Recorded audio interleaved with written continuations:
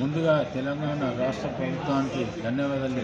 ఎందుకంటే 70 సంవత్సరాలు స్వతంత్రం వచ్చినప్పటి నుంచి మా ముద్రాజులకు గుర్తింపు లేకుండా పోయింది.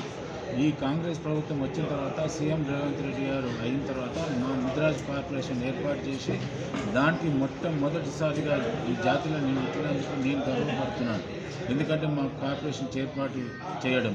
అదేవిధంగా ఇప్పుడు తెలంగాణ రాష్ట్రం కాంగ్రెస్ ప్రభుత్వం వచ్చిన తర్వాత సర్పంచ్ ఎలక్షన్లలో విజయం సాధించినటువంటి ముద్రాజు బిడ్డలందరినీ 30వ తారీఖున సన్మానం చేయాలని వివిధ పార్టీల నుంచి వివిధ సంఘాలు అందరం కలిసి నిర్ణయం చేసి 30వ తారీఖు రవీంద్రబాద్లో 11 గంటల నుంచి సాయంత్రం వరకు సన్మాన కార్యక్రమం ఉంటుంది. దానికి పెద్దలందరూ కూడా పార్టీలకు అతీతంగా కుల సంఘాలకు అతీతంగా వాళ్ళని ఆహ్వానిస్తున్నాం. ప్రత్యేకంగా కూడా వాళ్ళకు మళ్ళీ సర్పంచ్లకు ఫోన్లు చేస్తాం. అదేవిధంగా పెద్దల దగ్గరికి వెళ్ళి కలిసి వాళ్ళని కూడా ఆహ్వానించి ఈ కార్యక్రమం విజయవంతం చేయాలని పెద్దలందరినీ కోరుకుంటూ ఈ అవకాశం ఇచ్చిన మీ అందరికీ ధన్యవాదాలు.